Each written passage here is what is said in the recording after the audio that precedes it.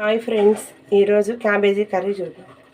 ఒక పావు కేజీ క్యాబేజీని ఇలా సన్నగా ముక్కలు తరిగి పెట్టుకున్నాను.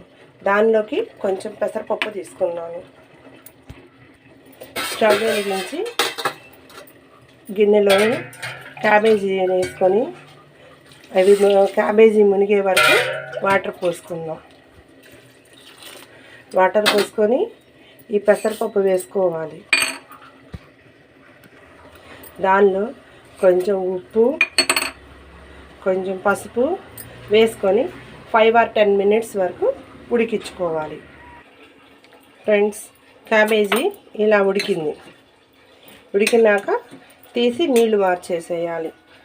కావలసినవి తాలింపు గింజలు, కొంచెం అల్లం ముక్క, ఉప్పు, పచ్చిమిరపకాయలు, మీ కారాన్ని తగ్గట్టు పచ్చిమిర్చి, కొంచెం కొబ్బరి, కొంచెం ఇందాక కొంచెం ఉప్పు వేసాం కాబట్టి కొంచెం ఉప్పు వేసుకోవాలి.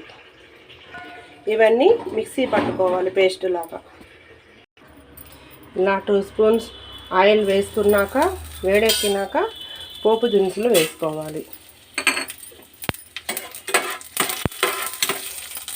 పోపు దినుసులు వేసుకొని కొంచెం కరివేపాకు, ఇందాక మిక్సీ పట్టుకున్న కొబ్బరి, అల్లము, పచ్చిమిర్చి వేసుకొని వేపుకోవాలి.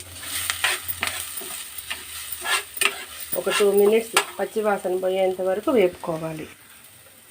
పచ్చివాసన పోయిన తర్వాత ఇందాక ఉడకబెట్టుకున్న క్యాబేజీని గట్టిగా పిండి తాలింపులో వేసుకోవాలి.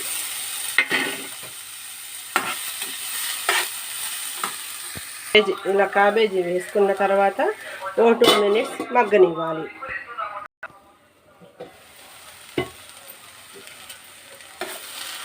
ఇంతే, రెడీ అయిపోయింది టేస్టీ క్యాబేజీ కర్రీ.